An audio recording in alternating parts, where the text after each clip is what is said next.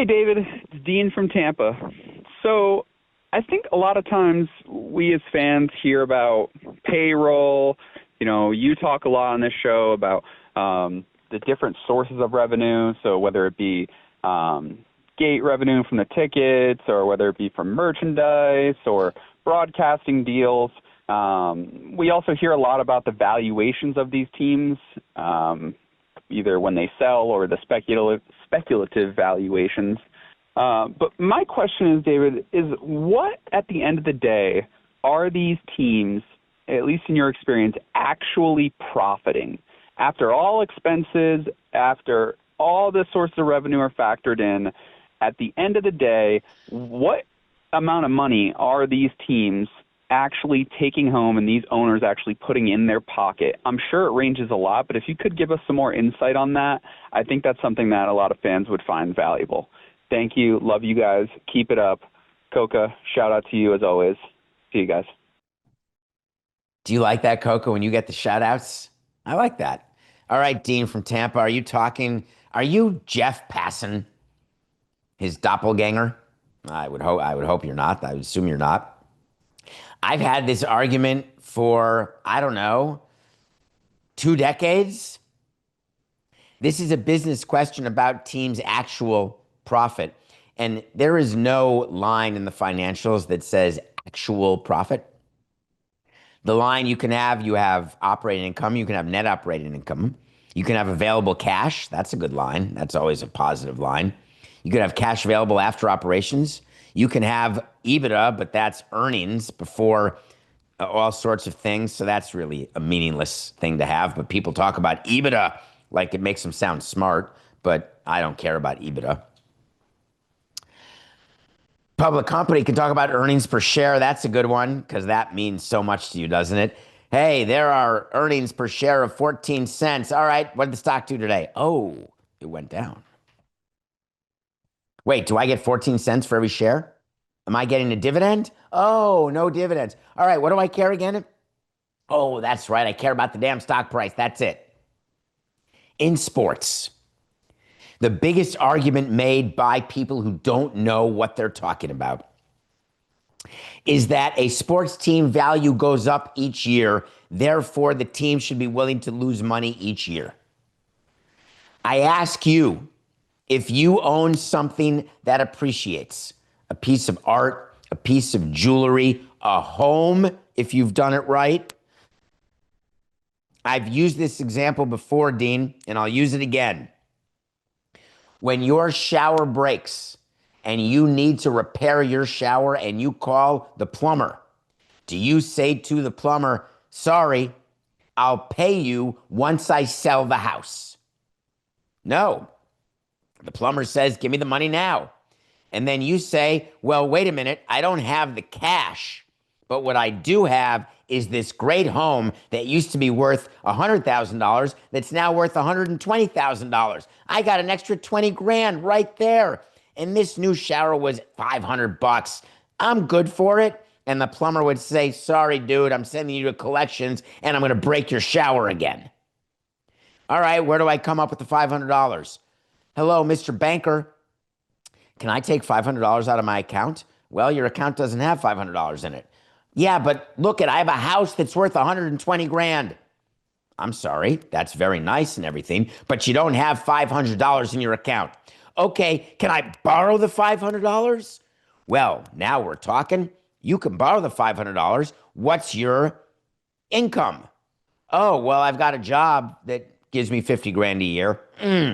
Sorry, that's not a big enough job, but I have a house worth 120 grand.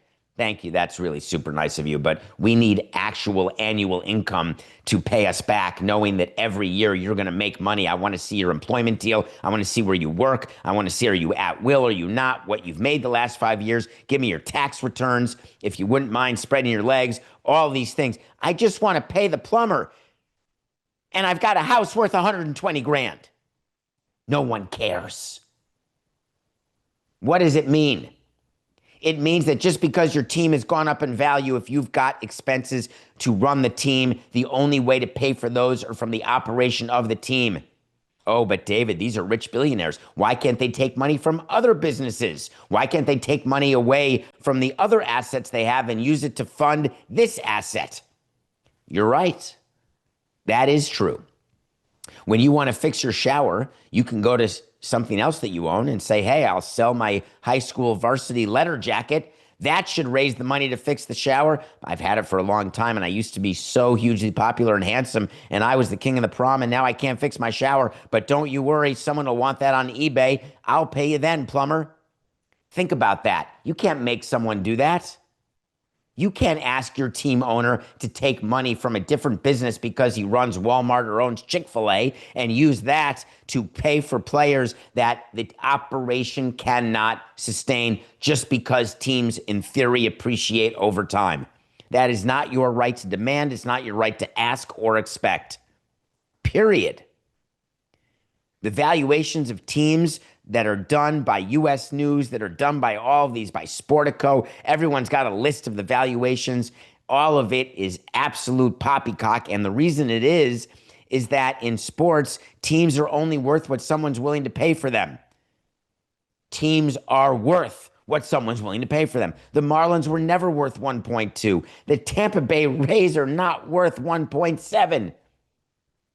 The Dodgers are not worth $10 billion. What was the latest transaction? Mark Walter, what did he buy? What did he buy? The Lakers. The Lakers at a valuation of 8, 10, 6, 12.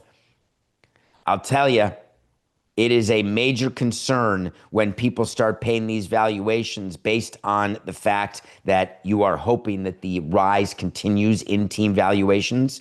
Soon it will be imperative for teams to operate profitably. In the NFL, way more teams operate profitably. Like in the NFL, there's about 32 teams that operate profitably. My first time in baseball, and you can check it, 2000, first owners meeting, they pull up on the board every team's financials. And I'm looking at that, and I'm listening to Bud Selig saying, you guys are a bunch of idiots. Look at how much money all of you lose. What is wrong with you? It's not sustainable. We're going to run out of credit. We're going to be a disgrace to our bankers. We're going to go out of business. There was a time back in the early 2000s, I kid you not, there were 20 teams losing money at a minimum, and the teams that were making money were making a pittance, like a pittance. There was no team saying, oh, I'm making $40 million in cash, putting it in my pocket, buying a yacht, buying a Picasso, buying something. No. These teams, these baseball teams were not. It is way too expensive to operate a baseball team, and we didn't have enough nationally generated revenue. There was not enough revenue sharing. There was simply not enough to make the teams profitable. But everyone's like, no, that can't be true. Do you know the number of times that we were violating the debt service rule every year in baseball? And the number of teams who violate the debt service rule? Do you know what the debt service rule is? Because the union didn't when they allowed for it, that's for sure. The debt service rule was put in by Bud Selig and Rob Manfred and Dan Hallam in a fit of brilliance. The debt service rule is a rule that the union has approved that is codified in the collective bargaining agreement that says there is a limit. I didn't hear you, Coke. I'm sorry. Did you say anything? Okay. That there is a limit to the amount of debt a team can have. And it is based on the profitability of the team. So if you lose money, the formula and the agreement says you're not allowed to have a certain level of debt. We always had more than that amount of debt, and we always lost money. We were always in violation of the debt service rule, and we always got in trouble for it every year. The Marlins were the least of the issues. The union thought they were a big issue, but no, the big issue is if a team has a high payroll and is losing money, then you want to be able to curtail that high payroll. It like serves as a fake luxury tax threshold, this debt service rule. So if the Mets lose money operationally, which they do, I promise you, Steve Cohen cannot have a certain amount of debt. There's a bunch of carve-outs. There's a bunch of rules involved. But suffice it to say, the time will come when Steve Cohen will be told, you got to pay down debt, and he'll write a check. But not every owner can. So the rule is put in place purposefully to limit payrolls and to make the industry healthy. So when you ask how many teams actually profit, NFL, all of them. NBA, a goodly number. Let's say out of 30 teams in the NBA, 32 teams in the NBA, more than half.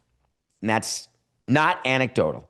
MLB, it has gotten better, but it is by no means 2/3 of the teams are profitable annually. Not even close. Not even close.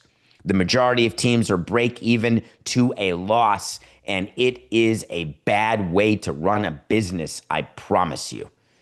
Thank you for that question.